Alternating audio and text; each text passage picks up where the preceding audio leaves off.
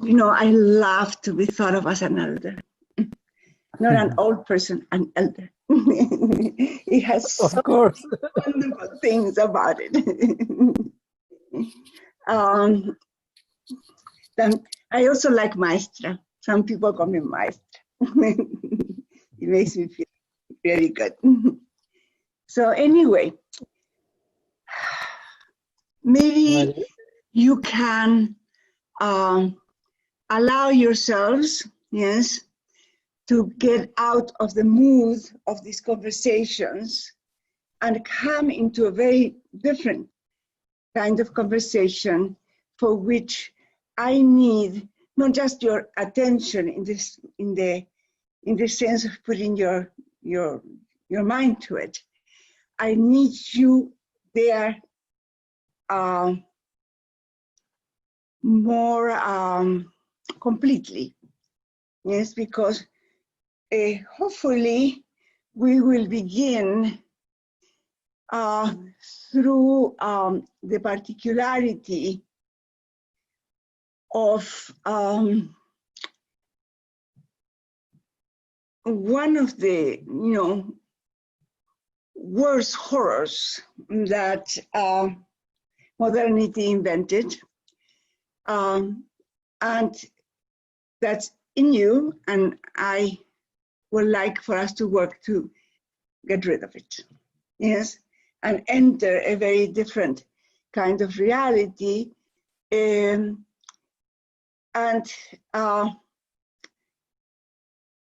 one that has all kinds of layers, from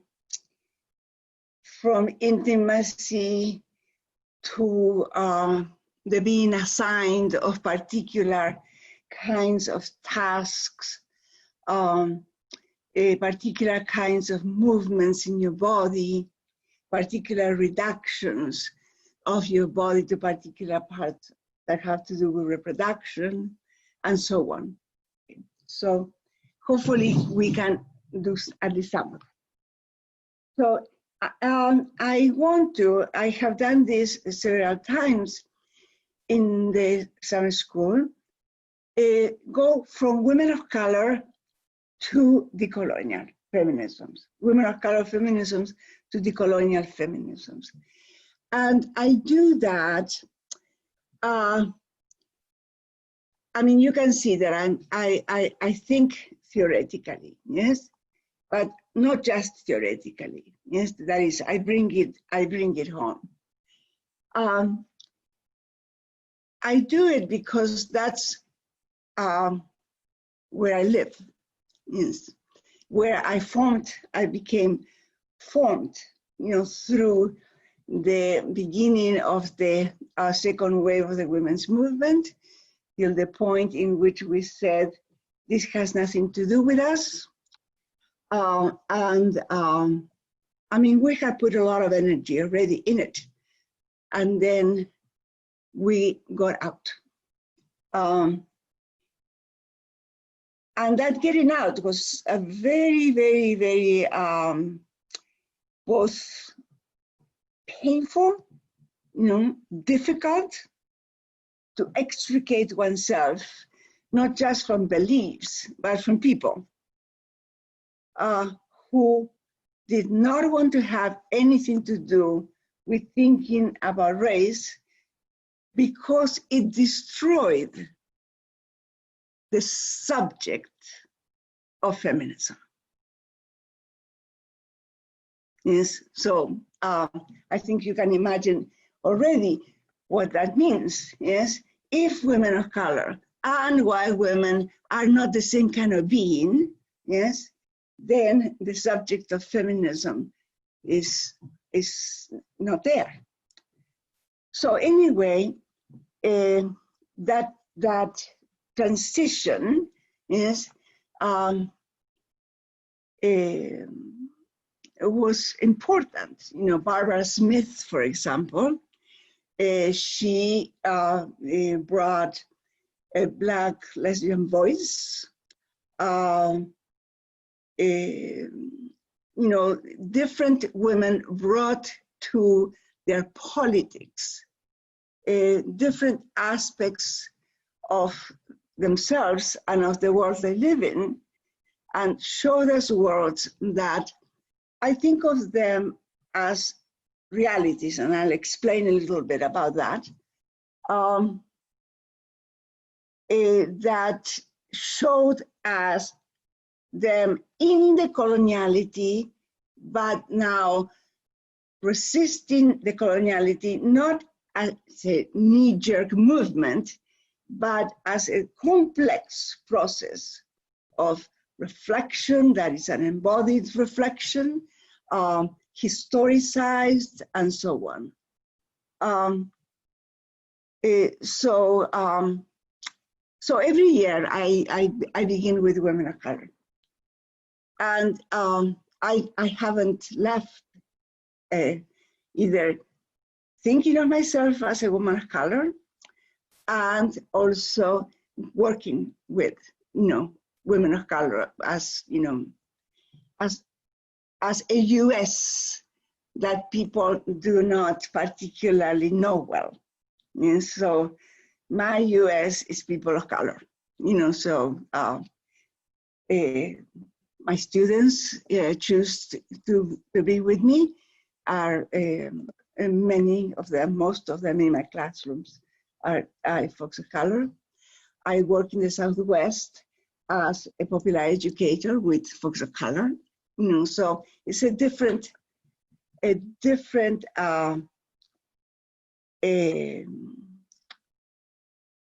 a different America, yes, and without the accent. And it is also one that made Spanish one of the languages that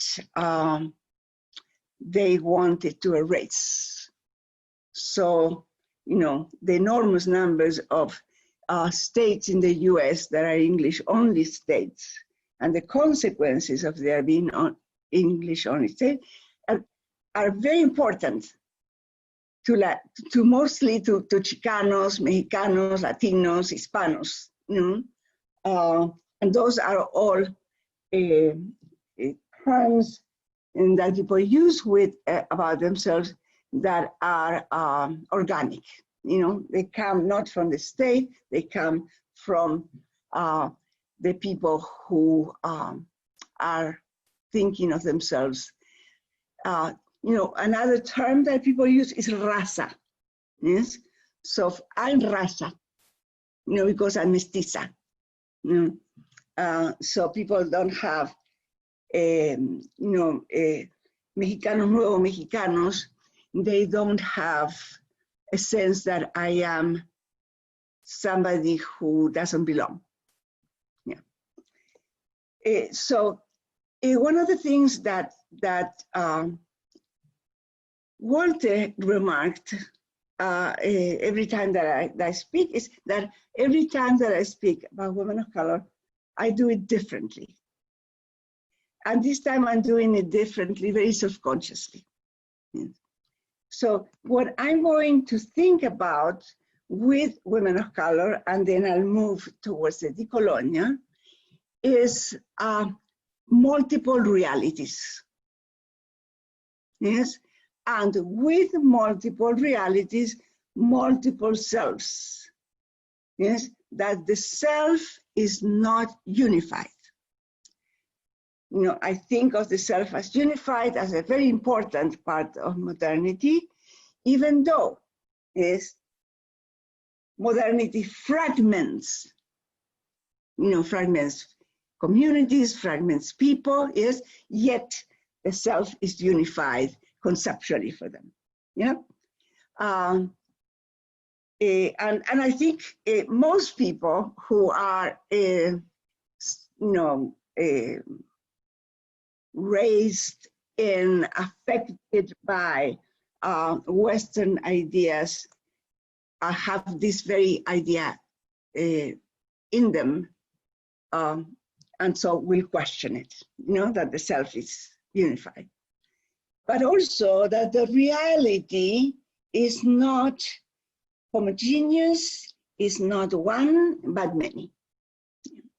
And so I'm going to think with Moraga and Saldúa, Lord, Yenli Spiritu, a Filipina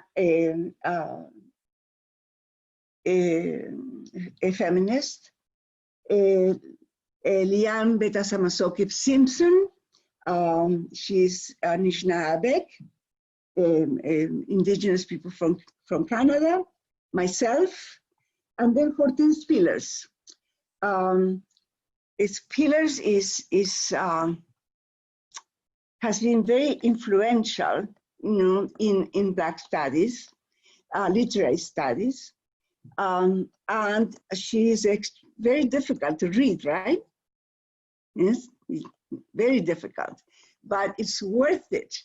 I just finished Mama's Babies, Papa's Maybe, and I took, with a friend of mine, we were reading it, and we took about 5 months to read it.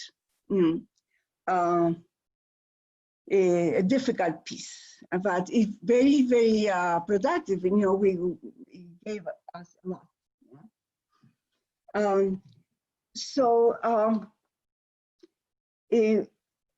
As I speak, I want you to have in mind something that for me is very important, that oppression is not oppression, but oppressing. It's in the gerund. Yes? And that people, when they're being oppressed, they are also resisting. So the companionship between oppressing, resisting is a very important thing to me. And that resisting can be something that is very hard to detect for other people. Yes. In Peregrinakis, I have an example that is very, very dear to me, because I was put in an insane asylum by my father because he didn't like my sexuality. And once in a while, they would come and put us all together and give us electroshocks. So this time, one of the women was going to have that procedure, and she began going like this. Oh, where am I? I don't see myself. I'm lost. Where am I? How do I find myself? I need to know whether you can you see me doing this? Yes. Yes. Yes, yes, so, yes. Yeah, so she kept on going like this, yes? And as she was going like this, she kept on repeating, I am busy. I am busy. I am busy. I am busy. I am busy. Yes, and that chant, yes, was for the women who were around, in this, horrible ritual. This was very, very important. Yes, she was resisting, and she was putting her whole person in it. Yes, I mean, she did get the thing. Yes, but there was a way in which, first, she made clear that she wasn't there for them or for it. Yes, and maybe she received it differently. Yes. So in situations in which you feel there is nothing I can do, yes, maybe you can tense your body, maybe you can put your arms around yourself, maybe you can do something that is not necessarily something that is, revolutionary. Though, sometimes those things are, yes, they are creative, they are new, yes, they affect you in ways that are important. So anyway, this oppressing, resisting, think about it with me, yes, as I'm thinking about women of color. You know, as I said yesterday, women of color is a term of collision. You know, women of color met in very large numbers in the National Women's Studies Association, which we turned completely in a non-academic space. Some of it was academic and we didn't have anything to do with it, but it was very political for us. And so, you know, we had caucuses, you know, so, you know, I was in a caucus with Ansaldúa, Moraga, you know, and other women for the Latina Chicana caucus, you know, and so on. And, you know, we were very active in politicizing the space.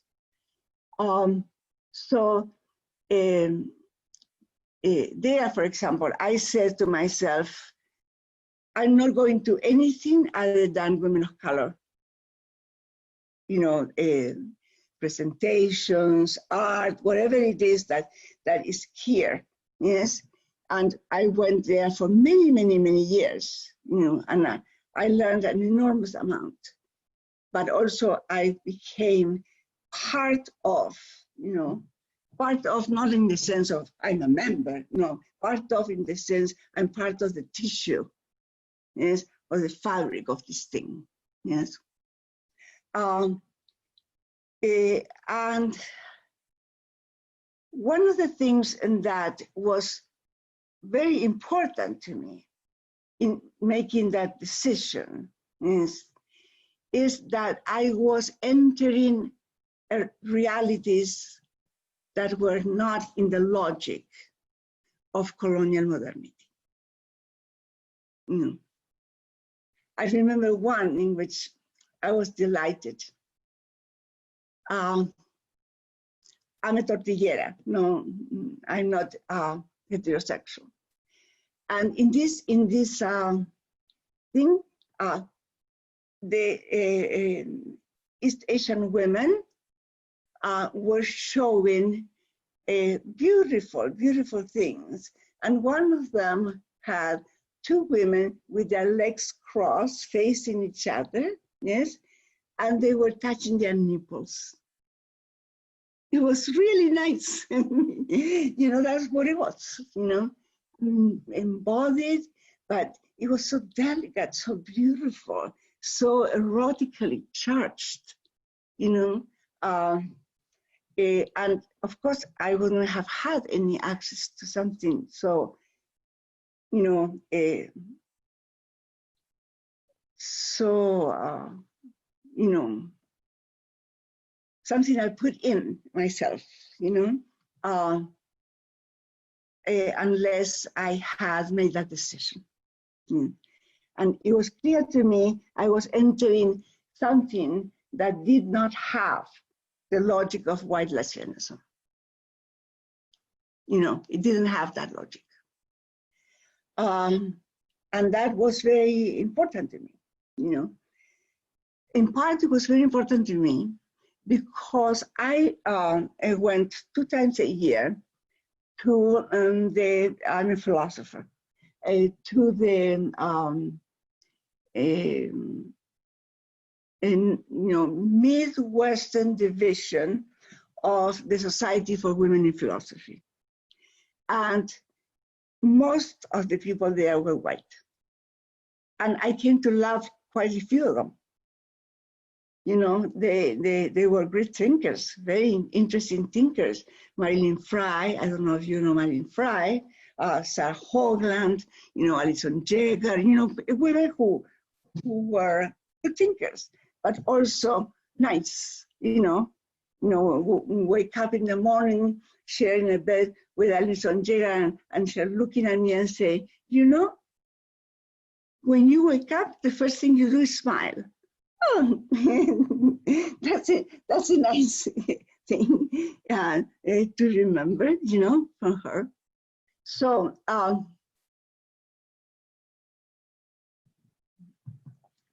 difficult then to make that separation. Yeah. The separation was also, accompanied by a deeper and deeper understanding of the separation was there. I didn't make it. Yes, I just crossed. Yes, so crossing has become for many women of color an important act, yes, of coalition. Yeah. Sometimes it's very difficult. So I am, circling around this question of the many realities. But one thing that I wanted to say, and in this, I need to have a conversation with Walter. When I think of white people, yes, and I think of whiteness, I don't think that whiteness is a color, a race. I mean, white people are racialized, but color really is not what makes white people white.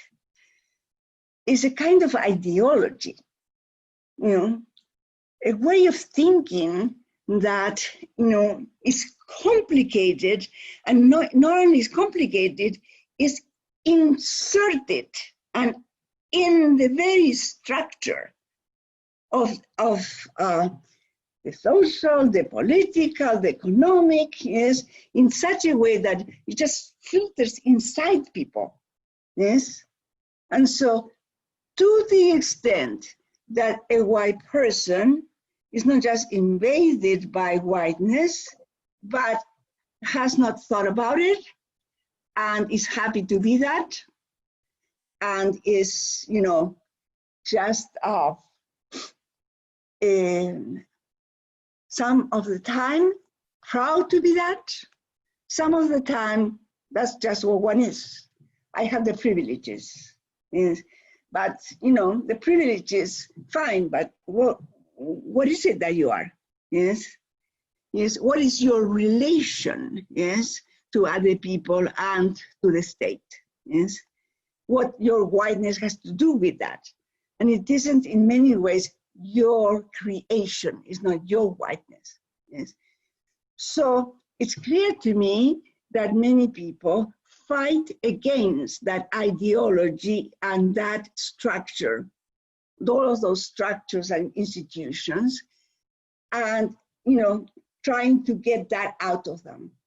And in many ways, the summer school does, that for many white people who, come to realize some of the things that are, very much a part of them in the way they think, yes, in the way they have accepted a Eurocentered view of the world, and Eurocentered intellectuals. So I think it's not necessary that a person who is classified as white, yes, have that ideology.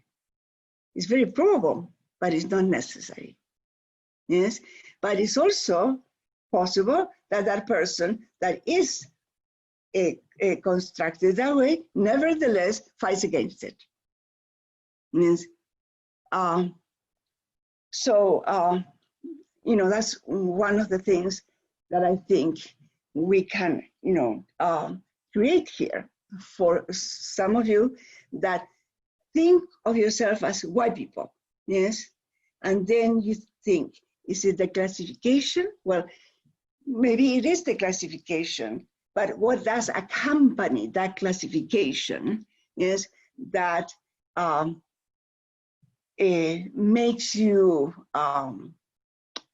both, feel guilty and at the same time don't want to think about it.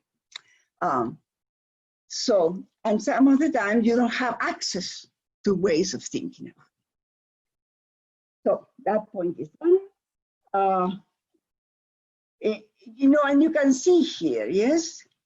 I mean, we are created through the law, the healthcare system, the system of production, the constitution of the human, or reproduction, and so on, yes? And each one of those things is, has that ideology, yes? And so immediately, you see that many folks of color don't have any access to the healthcare system. Right now, many people in the system of production, are not present. They don't have jobs. Yes. With respect to the law is interesting. Study critical race theory, because they have an eye to see how it is that the law, with respect to folks of color, is consistently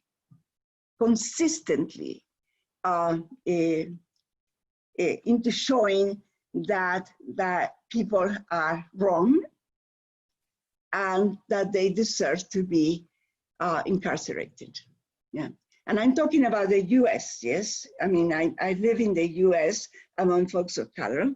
Yes, and all of this that I'm telling you happened in the U.S. except for being put in an insane asylum that was in Argentina. And I say the insane asylum because I think it's a prison for women. Yes, a prison in Argentina, certainly a prison for women. So when people talk about their histories and they talk about being incarcerated, yes, the insane asylum is a terrible prison for women, because they experiment with your body and your mind, and they do horrible things. So then with Moraga, yes, when you think of Moraga, something that is extremely important in her perception, yes, of reality is Aztlán. That the Southwest, she doesn't see the Southwest, she sees Aztlán. And when she sees the Southwest, she sees decoloniality.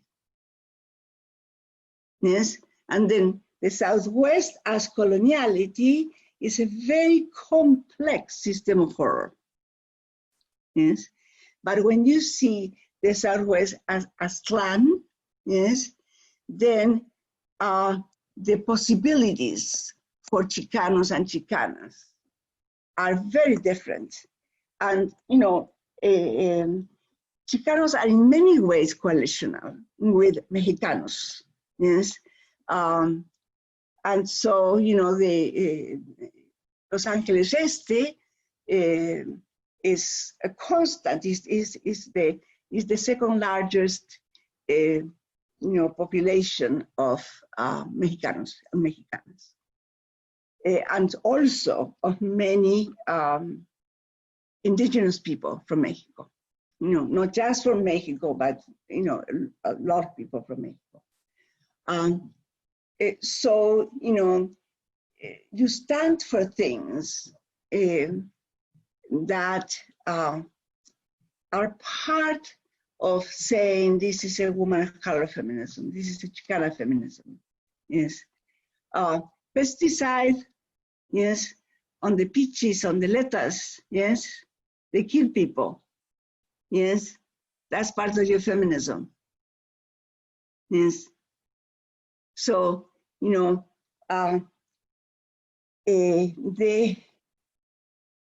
there is no particular set of oppressions, yes, that are for your gender. Yes, when we're thinking of women of color, we are thinking of all, you know, not just how many there are, but how they are all interrelated. Yes. When you think about her going like this, yes, then if we think of a cosmology where everything is connected, yes, that is connected also. Yes, gestures, yes, that sometimes is the only way that you have to express something, yes, are connected. I mean, here I am, so many years after telling you about it. Yes. And it's interesting, you know, that scientists now, as you know, as so many species are disappearing, they are clear that everything is connected. Isn't that interesting? Yes. That denial that was there about in science now is gone. Everything is connected. The bats die. Well, you know, it's an incredible change that is going to bring about all kinds of change all over the biosphere. Yeah. And you know, many non-Western peoples have that idea that everything is connected. Yes, and it's not just that everything is connected. Yes, but you know, this has as a consequence in that the Christian God has to be reformed, has to be changed, because the Christian God is not immanent, you know, it's transcendent. Yes, so there are no such things. So has to be changed. Also has to be thought of as a peasant, a worker. Yes. And so the Liberation Church is very clear about this. Yes, so it's this question of connection. Yes, so for Moraga, then Aztlán, yes, is a place where there are particular ways of being and thinking that she you know, weaves into her theater. Yes, so her theater is peopled with Chicanos and Chicanas, yes, and she takes people in Aztlán, yes, from a place of domination, a place of, you know, extreme poverty and so on, and depression, into a very different mode. Yes. So, for example, she has a play, yes, where it's Hunger of Memory. It's a very beautiful play, and there are the separate realities are very, very, very clear. Yes, not Moraga. The main character is a lesbian, a Chicana lesbian, and she is Medea, and she is married to the most powerful person in a state or a nation, that is the Chicano nation. So there is African American nation, all of these different nations. You know, everything has been changed about the US, and she is in a place that is nowhere, where she is in an insane asylum. She has been put there, yes, so that she can have no influence. And that place is another reality that has a logic that is not the logic of the nation state. Yeah. With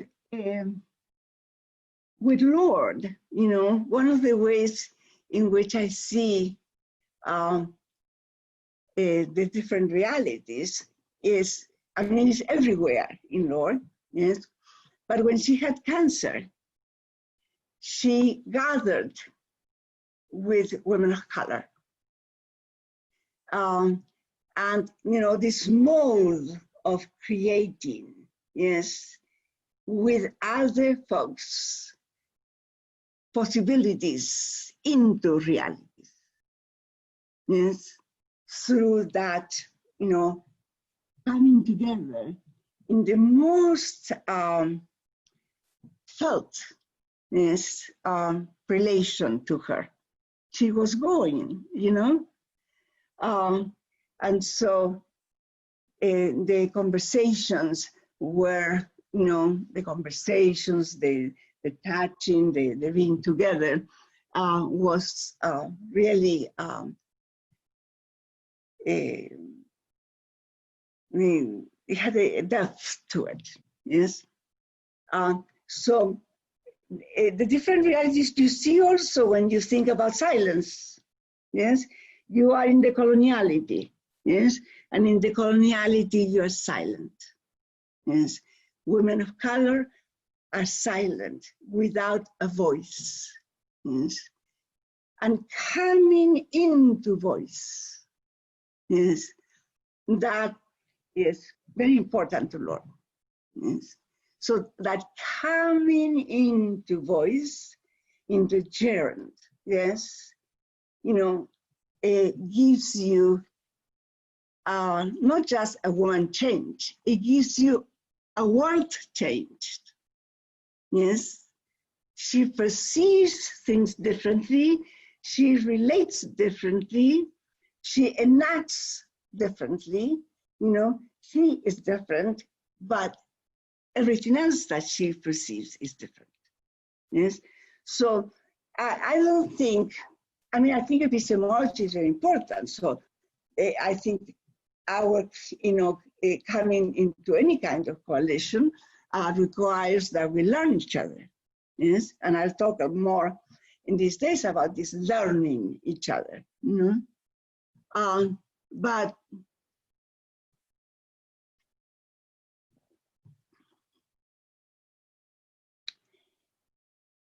that coming into voice for women of color at the time of Lord became, you know, this is what one of the things that we thought of ourselves that we're doing, coming into voice, yes, and coming into voice is it's like something that is, you know, unimaginable, and then as it's coming, yes, you feel in your body, you feel inside yourself, you know, something that is now like a breath out, yes, that is now expressing, yes, a world that is not in the logic of the West, their modernity. Yeah. So you can see then when Lord is thinking about difference. Difference was very important to her, a very important aspect, yes, of that gathering, yes. And she thought of difference as creative, yes, and, you know, turning to be into being. And the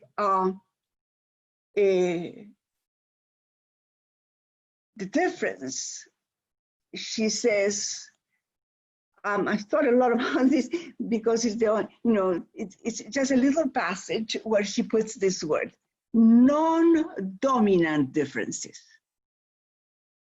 She says, yes, non-dominant differences. And that includes white women, non-dominant differences. They have non-dominant differences. Show them to us. You know, show them to us. What are the non-dominant differences? The knowledges that one has to go deeply inside in order to find them. Yes? So, Lord is then, you can see, more than one reality. Yes. So I say epistemology is very important, and when we're studying these realities, epistemology has to be there. But it isn't just something that is in our senses, yes, that we perceive something that is not there. Yes. No, I mean, I think that the question of representation, oh God.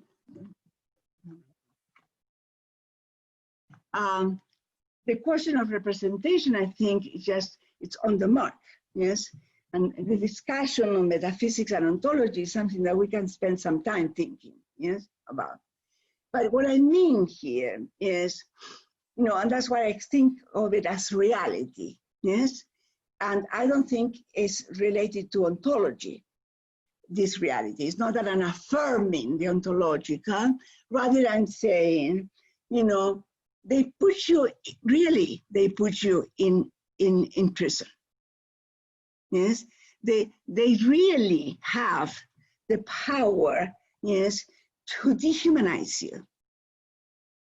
Yes, so it isn't just a way of seeing, yes, it's a structure, a way of relating, a way of constructing a reality, yes, that is actively, yes, taking folks of color and not giving us what we need, not allowing us to access what we need to flourish into our best selves together, So if I think of Spiritu, it's just a phrase that she has, that she says, white women live the lives that they live because women of color live the lives that they live. Yes, so she puts these two realities in connection, yes, to show, yes, that the relation between white women and the women of color is one that is deeply problematic. Yes. To the extent that white women don't see this, yes, to the extent that white women don't have an interest in the lives that women of color lead, to the extent that white women don't have an interest in the relation between the lives that women of color live and what they live, how they live, what they have access to and so on, how they can think, how can they be educated in particular Western ways, yes? To the extent that that's their constitution, as it were, in these realities, yes? Then you can see that they are dangerous to us. Yes, they're dangerous. Why would we be nice? Why would we be accepting? Why would be, people who are in love with them, I mean, many women of color and men of color have white lovers, yes, and that relation is one in which, something is, it's there that makes the relation extremely difficult, extremely difficult. I mean, people have written very well about it.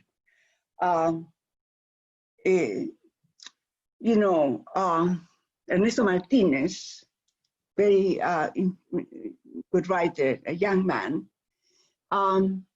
my dear friend, he was thinking about the times when he was a teenager and these gangs of white boys would beat him up. And then one of them, always the same, yes, would just take him into a warehouse and rape him. Yes. And we talked together about it and thought, he wants you. Yes. This brutality in which he accesses your body, yes, doesn't erase that he wants you. Yes. So that complicates the relation, right? It's not, he's being beaten up. He is being, forcefully penetrated, yes? And at the same time, yes, he is being made love to in some form because the guy wants him. Yeah. Or when the police, yes, rapes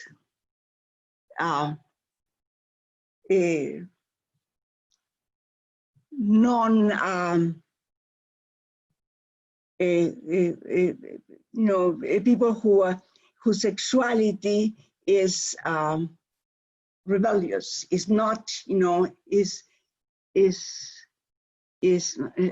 I have a word and I can't think of the word. It's not rebellious. Rebellious is a bad word here. It's sexuality that is, in some ways, really against and the heterosexual normativity, and then they're raped by the police. And I think there is something important in thinking, these guys want you. These guys, are, expressing themselves sexually, yes, in a same-sex sexuality that is brutal, but they want you, yes. So ways of thinking like that, yes, I think are very important to Ernesto, yes, because his father used to say to him, no te dejes,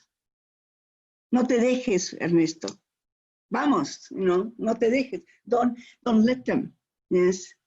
And this turn in thinking about his experience, yes, made the no te dejes mean differently, right? The no te dejes was in the logic of what was happening, rather than, taking it away and reconstituting the situation. I'm going to talk more about Simpson, I think maybe tomorrow, but I want to say a little bit about Spillers. Spillers makes in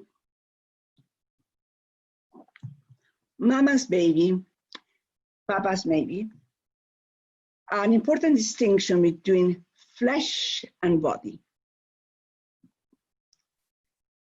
She thinks of the flesh as the 0 degree, is not conceptualized, while the body is the site of the conceptualization of race. Yes.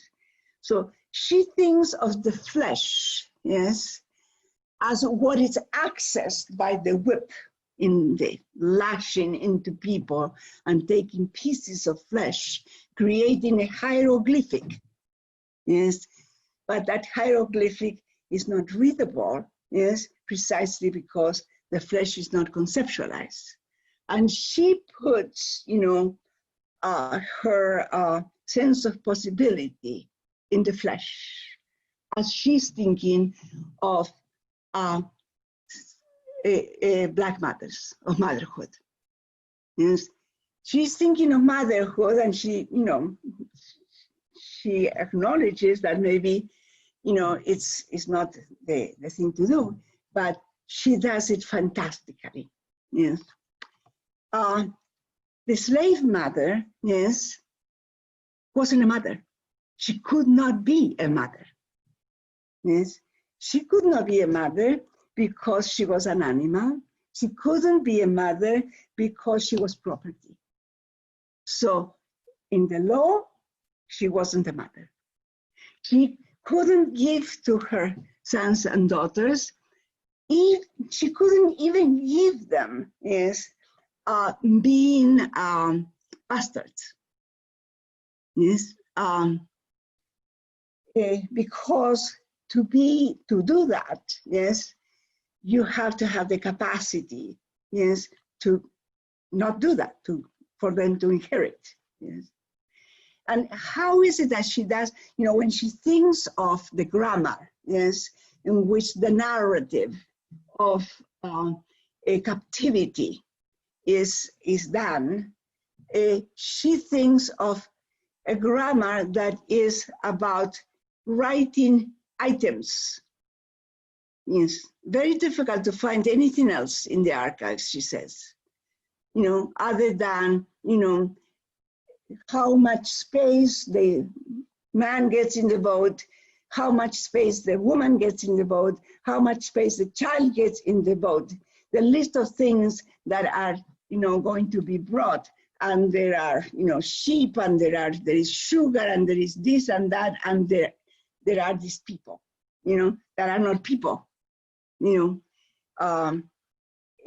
so this grammar that she thinks of, yes, is at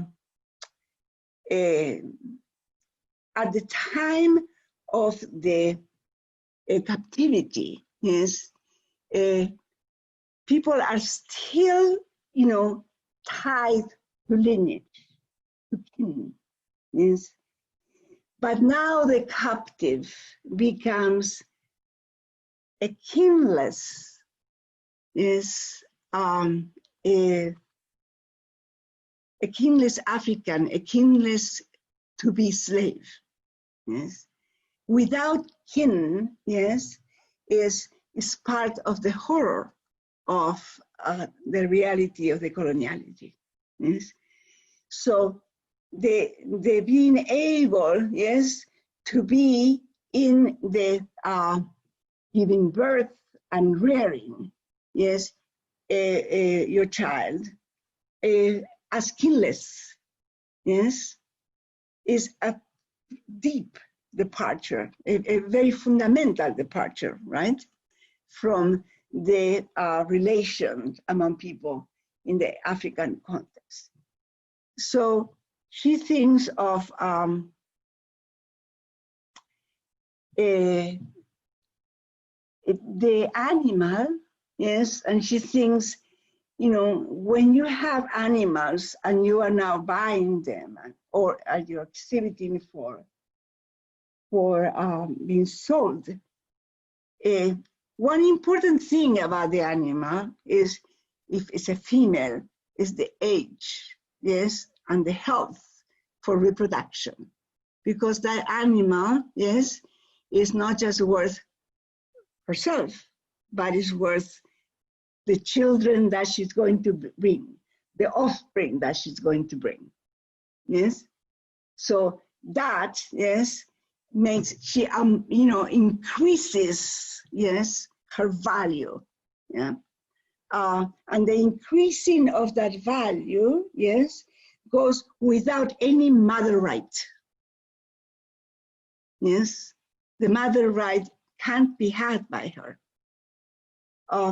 So she puts the emphasis, yes, on passing on the flesh, yes?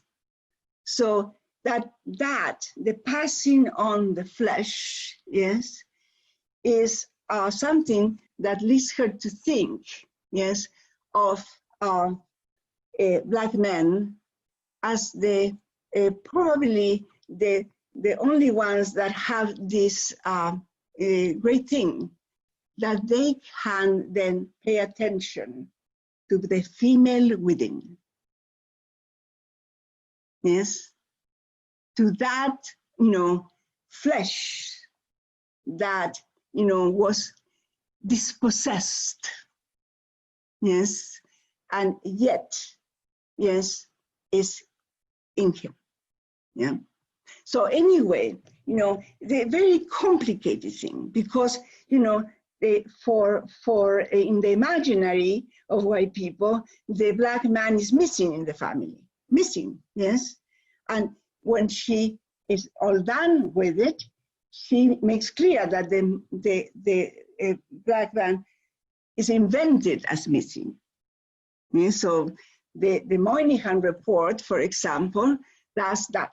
You know, it's going for the bad situation, yes, of black people, and then all of a sudden, yes, shifts, yes, gears, and the father is missing. Yeah. So she thinks that the matriarch is also an invention of white people. Yeah. So when she thinks about the possibilities of black women, she says, not gender. Yes. So let me just, it's just a tiny little passage here where she says,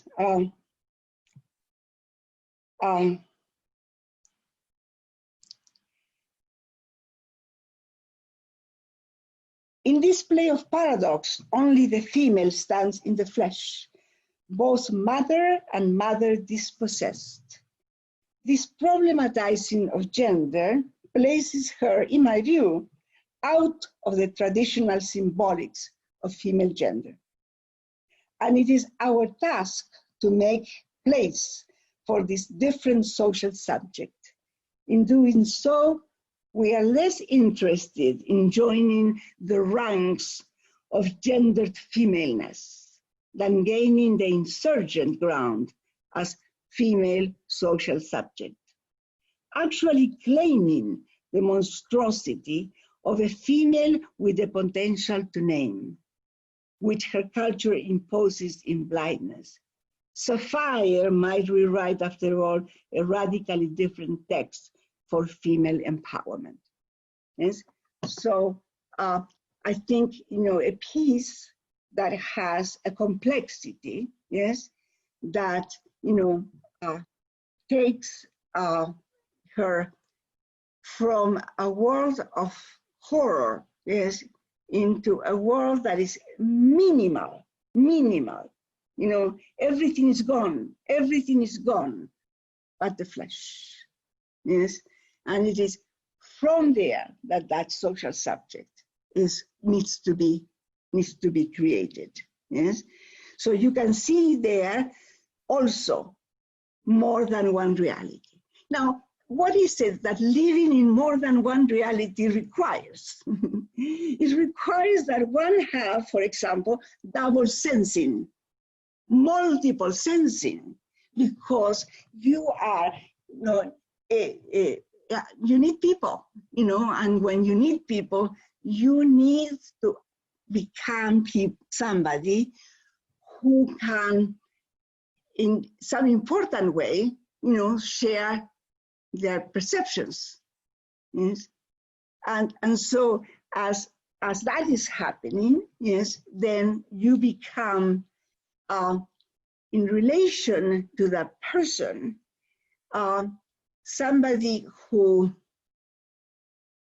sees what's happening in the world with her eyes, with her, you know, with all her senses.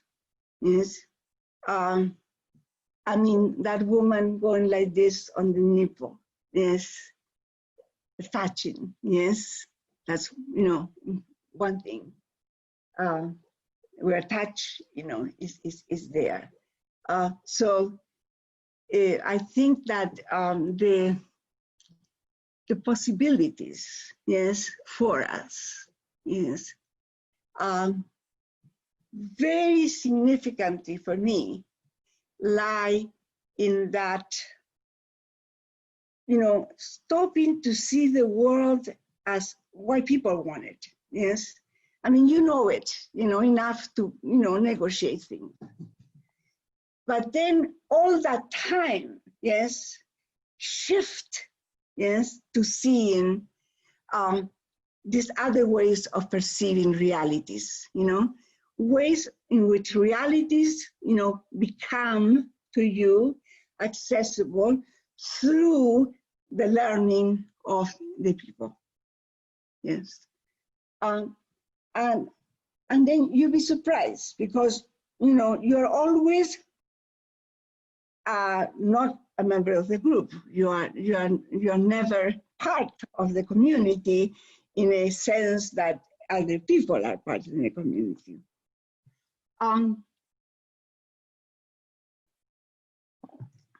When we have meetings in New Mexico, you know, where I'm doing the popular education, but you know, there are all kinds of issues that come up, yes? And so, you know, people have to go in the conversation, people speak, yes? Consuelo Pinoza, every time she says, I'm not from here, but I want to speak, yes? She was born 5 miles away. 5 miles away, right?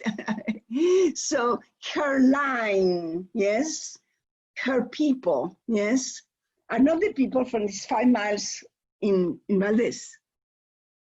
And that's an important thing, yes, in her taking up, you know, the authority to speak, yeah.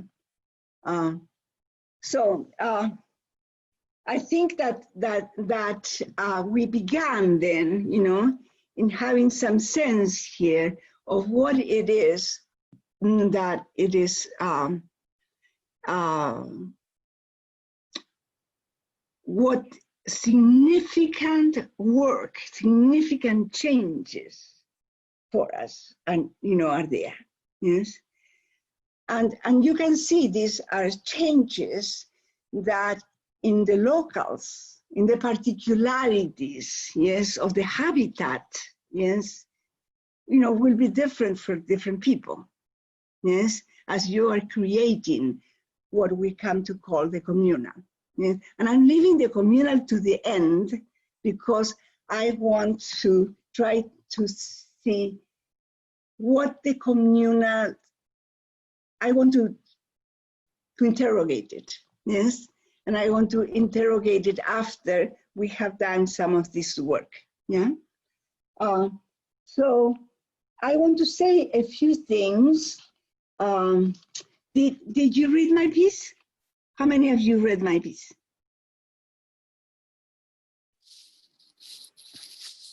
Okay. That wasn't difficult because I was reading it and I thought it's pretty clear. You know, while mama's babies, papa's babies, it takes a lot to understand. You know? So you can see then, yes, that I have gone from living, you know, as a racialized person among racialized people who are living, yes, in contestation, yes, but not in contestation that takes me to work against the state. You know, I work for creating communals. You know, and you can see, yes, that being a serious teacher, you know, prepares you well for this task. You know, embracing the life of your students, you know, puts you in a situation in which you can do that. You know, I'm very happy that one of the things that we are a node in Binghamton, a node for the decolonial. You know, when you said that to us, it was really great. we loved it. So the shift, yes, you can see there the shift. Yes. We now have a theory of race. Yes, before we didn't. I mean, I had an understanding of the racial state, for example, yes. And I had, of course, an understanding of how to deal with race, what it is, in a sense that is how you live with it, yes? Understanding the law, for example, yes? But we didn't have a theory of race, and that's what Aníbal Quijano gave us. You know, by the way, Aníbal taught at Binghamton a few weeks every year. What a fantastic thing for me, yeah? So a theory of race, yes, that prepared me to go, you know, to the pedestrian, you know, pedestrian not in the sense of pedestrian, I mean, I really mean people who walk the streets, yes? Who live in the streets, who walk the streets, yes? That view, yes? The view of the pedestrian, yes? But also, yes, this coming up and being able to see larger, yes? To be able to understand better and to place things better, yes, in his account of race, yes. I mean, I much recommend your studying him in this respect, yes, because it's very interesting. It's extremely helpful, you know. So having that understanding of race, yes, what it did for me is to think, for example, that men of color are faithful to the colonial when they behave towards women of color in a mimesis of white men. Yes? Do they all do that? No, no, of course not, you know. But that's one thing that I could call, you know, so I can call, yes, men of color and say, stop being loyal to the colonial, yes? And this, you know, I mean, I'm a person who deals with people, you know, in these ways that a popular educator and a teacher does, yes? So I'm interested in changing and being heard, yes?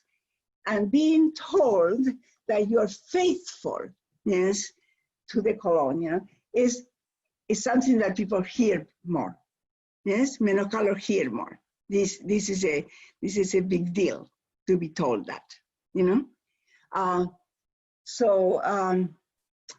That's one thing, yes? That's a very practical thing, but it's also something that you can take, you know, you can take with you in a long way, yes?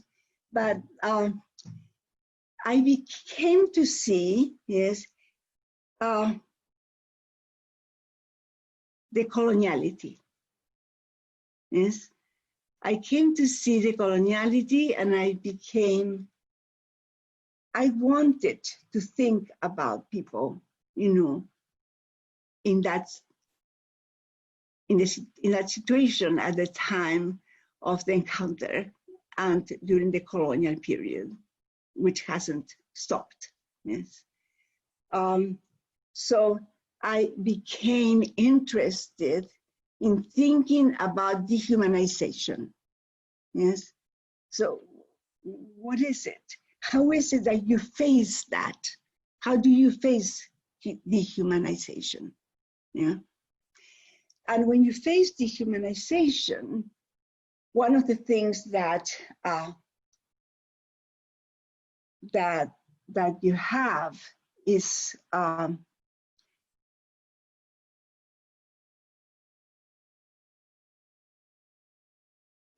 fear. I mean, you're dying, yes? You're going to be transformed into something else. You understand that that's happening to you, you know?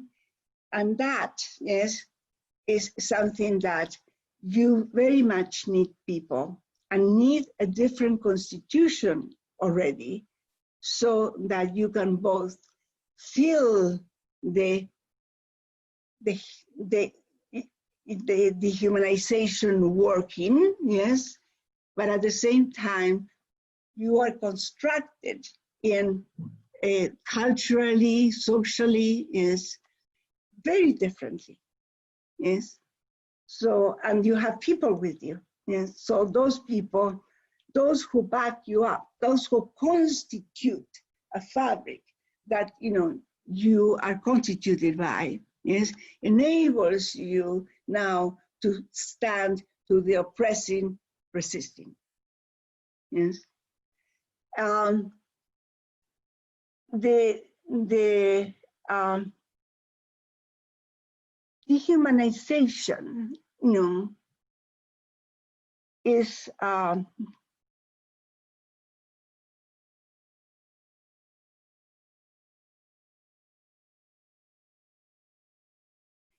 difficult, you know, to think that the coloniality is imposed on us without much thought, you know, without much thought. Is that taking people and killing them, maiming them, but also dehumanizing them, yes, is an act that is of the character of evil, yes, but it's done without that much understanding of what is being done. Yeah. So I'm interested in that, in the dehumanization, on the coloniality, all of these aspects of the coloniality. Not because I think that's the only thing that needs to be done, yes, but I think one of the decolonial acts, yes, is becoming somebody who sees the coloniality, yes, but seeing the coloniality can't just be seeing the coloniality, yes, and given a description of it that makes it into an abstraction. Seeing the coloniality is walking among people, yes, is having it in you, you know, that coloniality that dehumanizes you, yes. I mean, people say things to me that I can't believe that they say things to me like that. Yes, my chair said to me, you know, Maria, you don't see people. You know, you're not interested in people. I mean, the things that we want in the department, you have no idea. You think, what is this? You know, why are you saying this to me? You know, and people say things that I keep. Yes, that's part of the coloniality. Say to me, say to you, you know, keep them, yes, and then I think about them and, you know, become more theoretical about it, yes. So, you know, having a theory of race for me has a lot of very important ramifications. You know, dehumanization, yes, is at the core of race, yes. And at the same time, yes,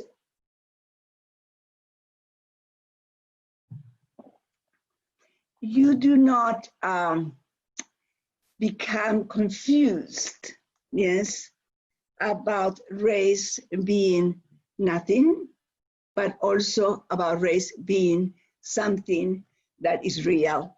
You know, it's real because power makes it real. Yes, yeah. I mean, Humpty Dumpty said to Alice, you know, when they were in discussion in all of these arguments, and Alice was being very careful. You know, she looked like an analytic philosopher, and she says to him, every single time that I'm about to win, you change the terms. That's, you know, you change the meaning of words, you know. And Humpty says to her, it's all in who has the power over words. Yes, so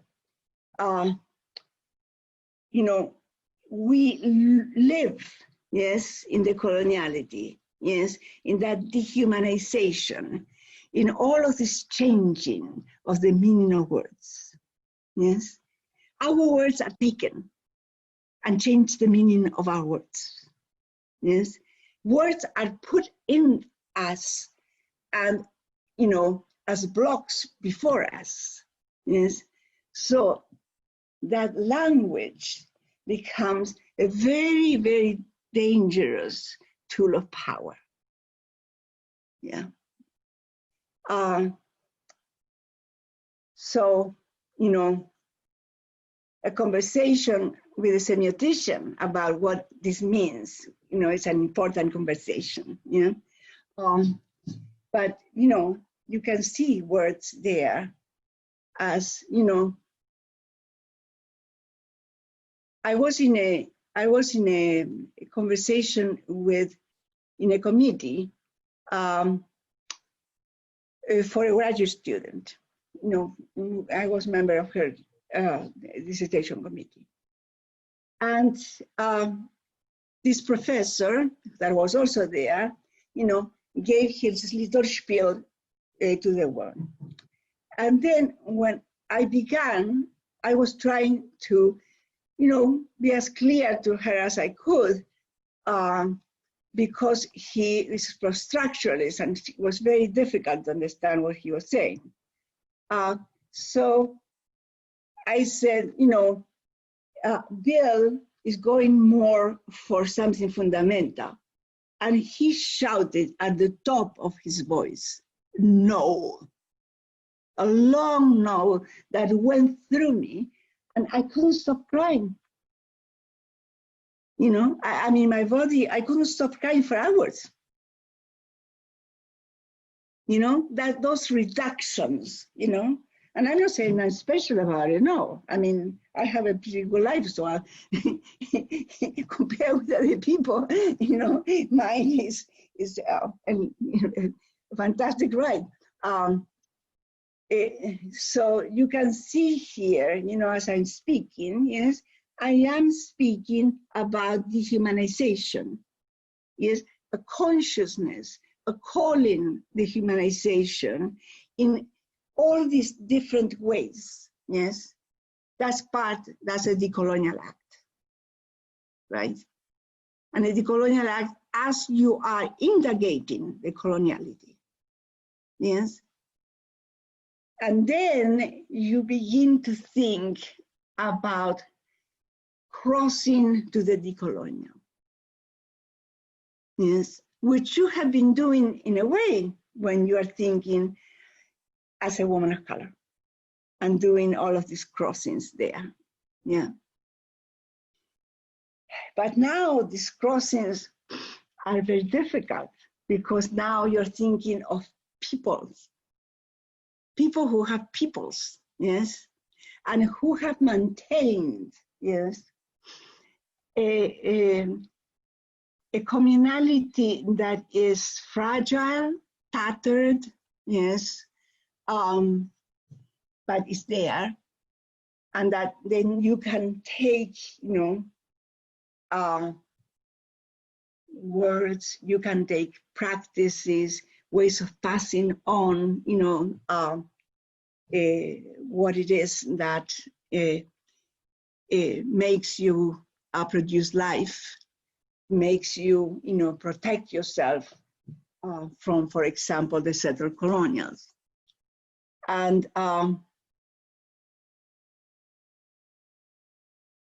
you realize you don't have that. You don't have that. Yes. Some indigenous people in the US have that. Yes. Many don't. Yes. But Latinas don't. We don't. We don't have the we don't have the kin network. Yes, we don't have that lineage. Yes, that lineage is gone for us. In the sense of maybe they're there, but they're in another country. They are not there to discuss, what's happening when somebody is messing with you,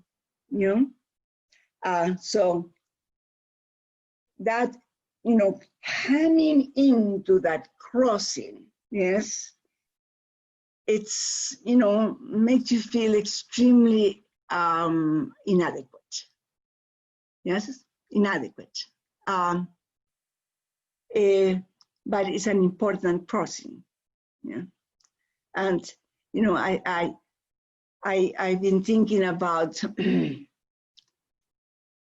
people don't want to be, I think that to live for an eternity is not a good thing. And I think with all the things to read, an eternity is just what we need, with all the things that we need to learn, an eternity would be great.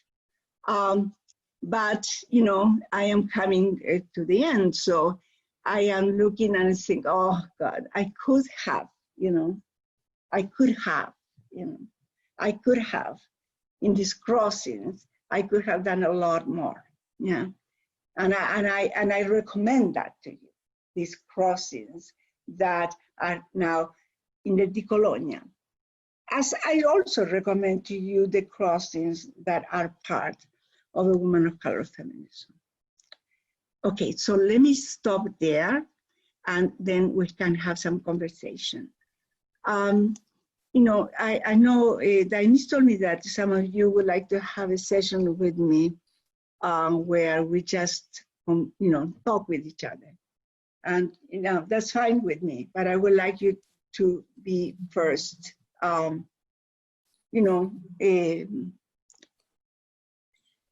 have more of this, my telling you about what I'm thinking.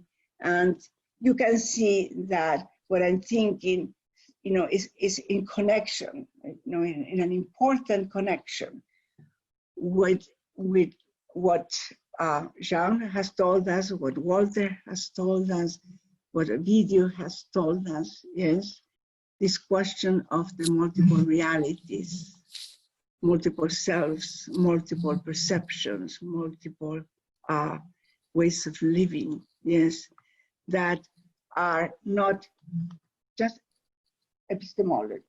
It's not just a question of the